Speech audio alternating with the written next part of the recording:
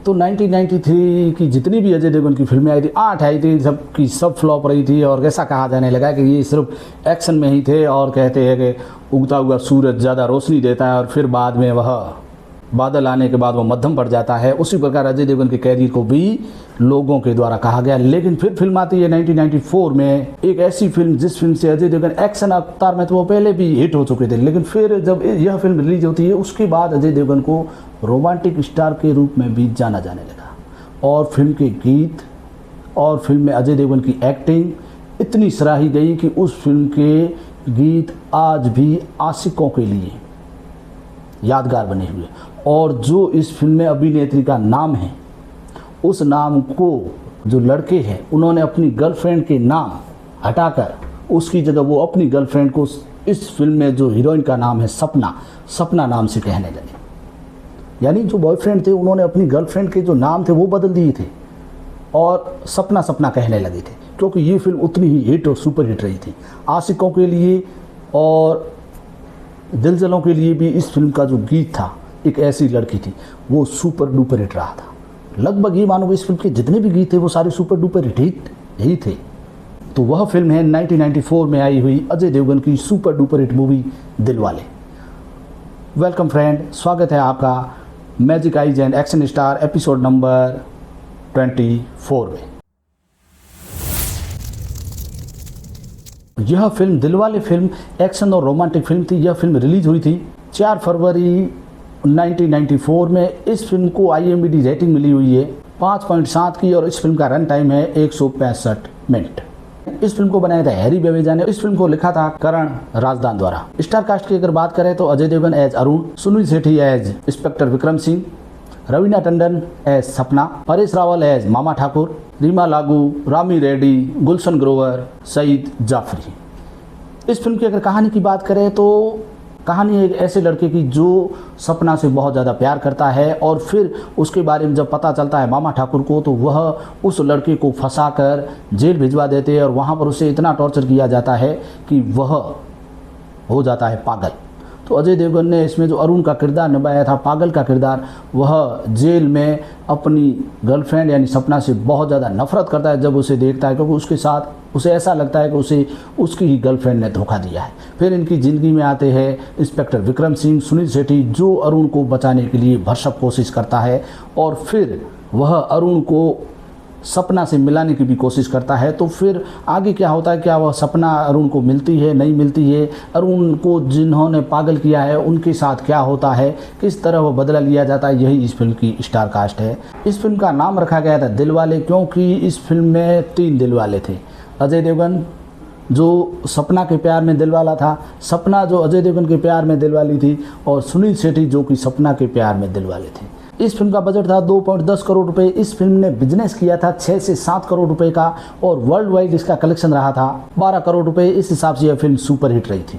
इस फिल्म के गीत लिखे थे समीर ने और इस फिल्म का म्यूजिक दिया था नदीम सरवन ने। और म्यूजिक इतना बढ़िया था कि आज भी सुनते हैं तो भाई खो जाते हैं।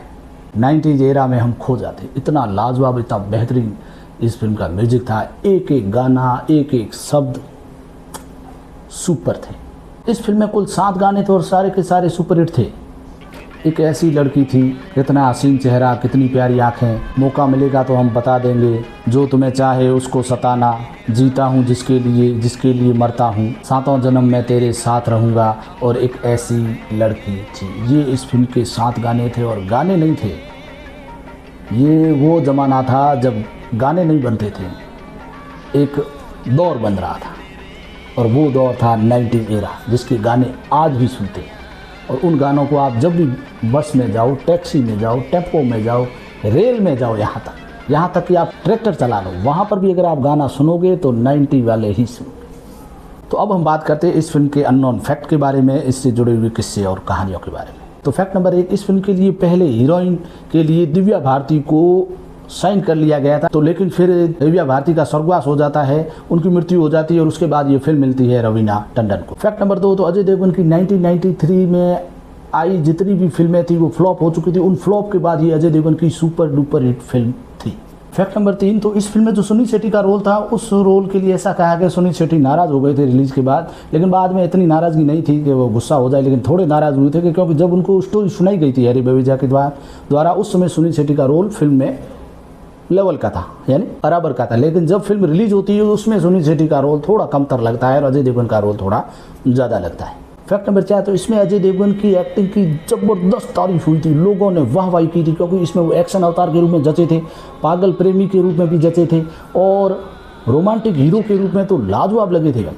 जब वो रवीना टंडन को देखते हैं, वो गाना आता है कितना हसीन चेहरा, माचिस जगाते और रवीना टंडन का चेहरा सामने, उनकी शायरियाँ लोगों को इतने अजय देवगन ज़्यादा बेहतरीन पसंद और क्या कहना आगे। फैक्ट नंबर 5, तो इसमें अजय देवगन ने पहली बार अपनी जितनी फिल्में आई थी उनमें पहली बार मानसिक रोगी का रोल किया था और जो मानसिक रोगी का उन्होंने अभिनय किया था बेहतरीन लगे थे।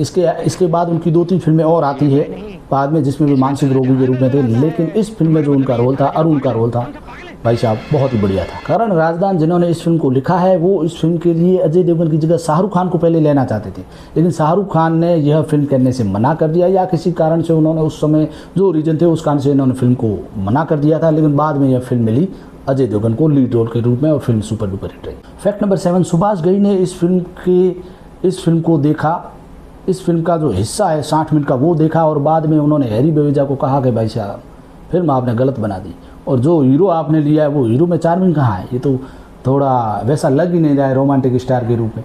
फिल्म फ्लॉप हो गई, लेकिन बाद में जब फिल्म सुपर हिट होती है तो सुभाष घई वापस उनसे मिलते हैं हैरी बवेजा से और अपने बात के लिए उनसे क्षमा मांगते हैं। फैक्ट नंबर 8, तो दिलवाले मूवी जो फिल्म रिलीज हुई थी 1994 में, लेकिन बाद में काजोल मैम के साथ शाहरुख खान और काजोल मैम की रोहित शेट्टी के द्वारा बनाई गई फिल्म दिलवाले भी आती है और वह भी फिल्म हिट रहती है। फैक्ट नंबर 9, जो इसमें रोल है सुनील शेट्टी साहब का अन्ना का, वो पहले अक्षय कुमार को दिया गया था, लेकिन अक्षय कुमार ने किसी कारणवश से वह रोल मना कर दिया करने से और फिर यह रोल मिला सुनील शेट्टी को।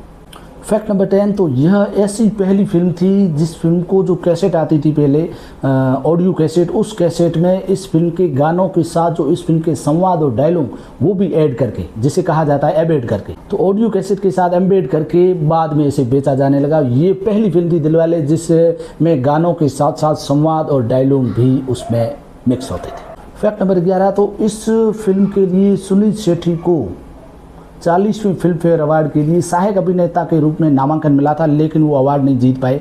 तो अवार्ड मिला था, पुरस्कार मिला था जैकी श्रॉफ को 1942 ए लव स्टोरी के रूप में, सहायक अभिनेता के रूप में। फैक्ट नंबर 12, तो इस फिल्म के बाद अजय देवगन और रवीना टंडन के रिश्ते में भी खटास आ गई थी, लेकिन बाद में अभी वो वर्तमान में अच्छे दोस्त है। लेकिन इस फिल्म के बाद कुछ ऐसी अफवाहें चली कि रवीना और अजय के बीच में प्रेम प्रसंग है, जिससे अजय काफ़ी नाराज़ हुए और बाद में कई दिनों तक या कई सालों तक उन्होंने अजय और रवीना ने बात नहीं की थी।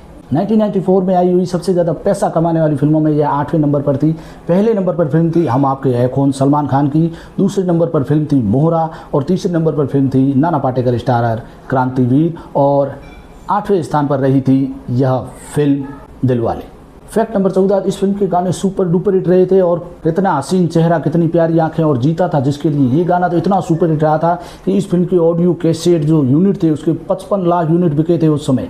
इस फिल्म के ऑडियो कैसेट के 55 लाख यूनिट उस समय बिके थे, जो कि रिकॉर्ड था। तो ये थी एजे सर की दिलवाले फिल्म और इस फिल्म में अजय देवगन का जो रोल है, अजय देवगन की जो एक्टिंग है वो लाजवाब थी। एक्शन अवतार तो वैसे हमेशा से शुरुआत से ही उनका एक्शन अवतार रहा था, लेकिन इस फिल्म में जो उनकी अदाकारी, चाहे आप रोमांटिक एरिया ले लो इस फिल्म का, चाहे आप एक्शन सीक्वेंस ले लो इस फिल्म के, चाहे अजय देवगन का मानसिक रोगी वाला रोल है वो देख लो, यानी कुल मिलाकर इस फिल्म में अजय देवगन ने जो रोल किया था, जो अदाकारी की थी, वो ऑलराउंडर प्रदर्शन था। और सुनील शेट्टी का भी इसमें वाहवाही हुई थी, खास करके मामा ठाकुर जब सुनील शेट्टी से मिलने जाते हैं और उस समय जब वो कहते हवेली पे आ जाना, और वे हवेली वाला सीन इतना प्रसिद्ध हुआ कि बाद में बादशाह ने इसके ऊपर गाना भी बना लिया और ये मीम्स के रूप में आज भी बोला जाता है, हवेली पे आ जाना। तो एजे सर की ये काफ़ी फ्लॉप फिल्मों के बाद सुपर डुपर हिट फिल्म थी दिलवाले। तो कैसा लगा आपको मेरा ये दिलवाले पर बनाया हुआ एपिसोड? अगर आपको मेरा एपिसोड पसंद आया है तो लाइक शेयर सब्सक्राइब करना ना भूलें। खास करके एजे फैंस जो भी है वो मेरे चैनल से ज़रूर जुड़े, क्योंकि मैं अजय देवगन से जुड़ी हुई नई अपडेट्स आपके लिए लेकर आता रहता हूँ। जय हिंद।